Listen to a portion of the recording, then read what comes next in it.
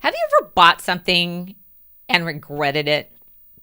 Have you bought like that gadget or worse yet, a car? And you went, why did I buy this? This is horrible. It didn't change your life. You didn't get a new boyfriend because of it, or a new girlfriend, or a new partner, or it didn't work, or it just didn't make the rainbows and unicorns appear. That is buyer's remorse.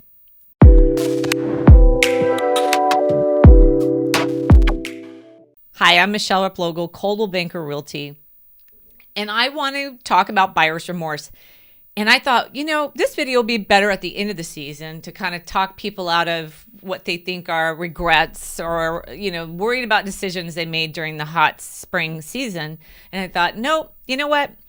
I should do this video before the season gets started and give you some tips on how to avoid buyer's remorse.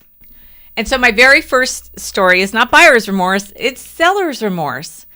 I have a gal, I call her every year because she told me she wanted to sell her house. So I keep in touch with her and I call her and I say, hey, how's it going? And she goes, hey, it's great. How's my house on such and such street? And I'm like, well, it's good. I mean, it's still there. It's, it's not like a person. I can't say it got a new job and went on vacation. I mean, what do you say? I'm like, yeah, it's great. I mean, if it went up for sale, I might call her, but I hardly think that she could probably afford today's price for it to buy it back. But she regrets her sale. Why? Well, my guess is because she bought her new house and sold her old house for the wrong reasons. She sold that house more than likely on the advice of family.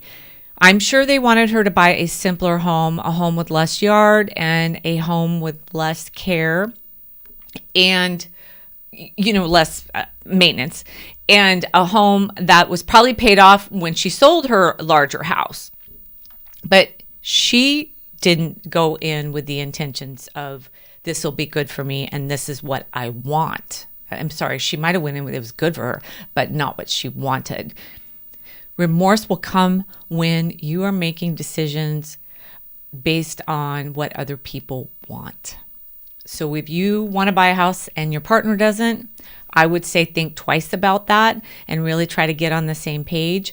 I have young couples who have just married and their family says, you need to buy a house, and start a family. And they're like, yeah, we want to travel. Our jobs are flexible. We want to party. We want to have a great time. We don't want the care and maintenance of a house just yet. We don't even know if this is the area we want to stay in.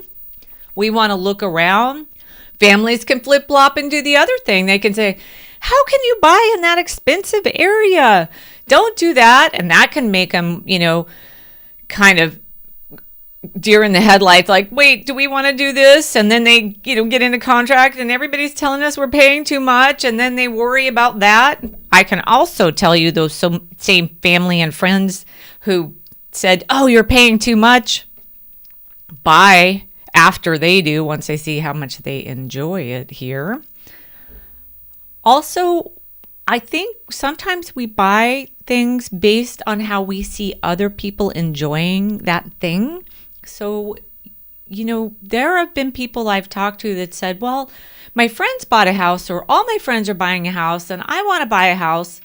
And we go and they buy the house and it doesn't really light them up. It doesn't really produce all the results that they thought they were going to get. What happened was they saw somebody enjoying that house and they thought, you know what, I want what they have. I want that joy. Well, it wasn't actually in the house. It was in those people enjoying that house. So, reasons why you buy things, and specifically we'll say buying and selling houses, but it could be anything that you're buying.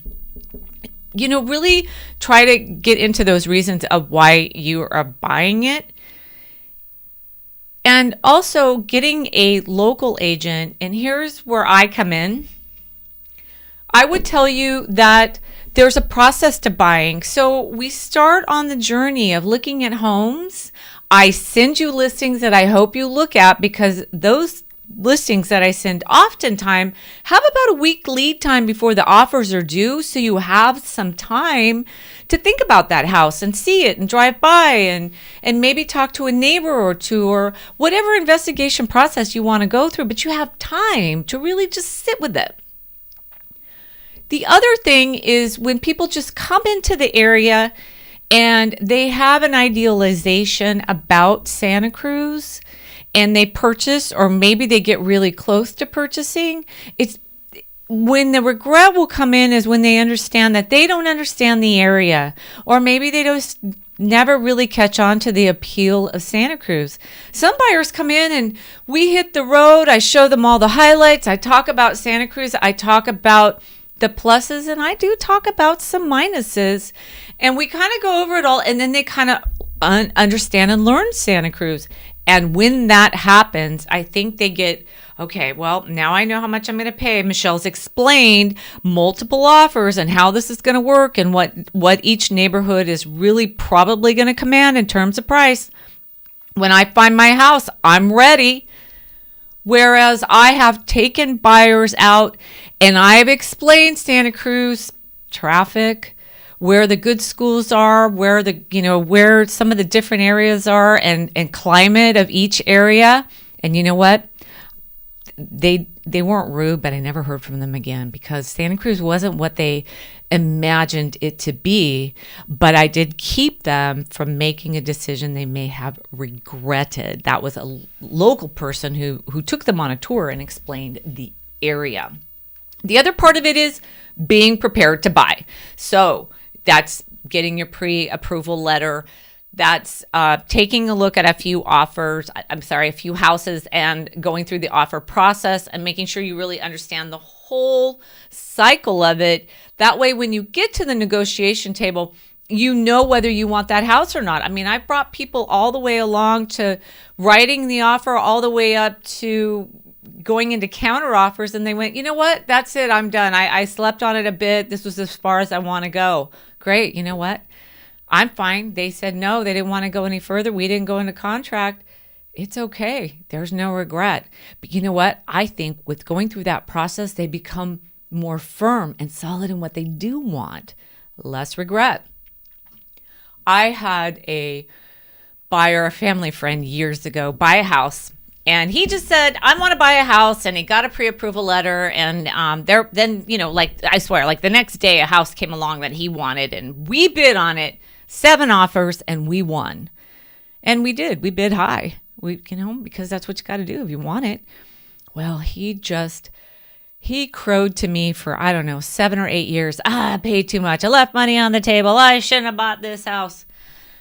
Well, 10 years is a really good marker in this town to know if you've really paid too much. Because after 10 years, if it didn't go up in value, it's or not, any value, then, you probably paid too much. For the most part, most houses here within 2 years, you're way ahead of the curve.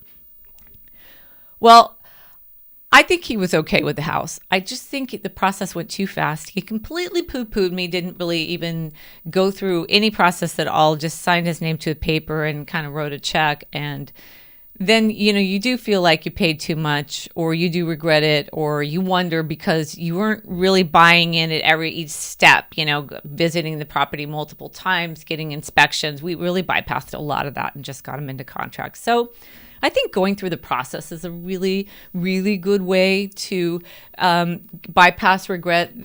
You know something and understand something. You just don't feel like any points have been left out. And I think a lot of times when people regret stuff, it's because they don't understand it. And they're just like, oh, I just didn't really know what I was kind of getting into, or I bought into a homeowners association and I realized I don't want to live with a homeowners association, but I didn't really understand it. I'll do my best to explain it. Sometimes I can't explain and kind of cure all the ills, as it were, with home ownership. But I can tell you, as you go through all these processes and you understand what you're buying, understand the area, understand why we are priced the way we are, this is a really amazing area, and I really do believe it's worth a lot of the pennies that people pay. But I also think time and understanding allow you to do soul searching to make sure you're buying for the right reasons. And with a good agent, you can avoid the dreaded feeling of regret or disappointment when you kind of put all those pieces together. So a little bit of soul searching and researching can help you avoid disappointment and buyer's remorse. If you want more of this sage advice, I'm happy to help you. Please call me, text me, or leave a comment below. Subscribe, and please share my videos. I have people go, oh, I love your videos. Great, share them. And I will talk or see you soon. Thanks. Bye.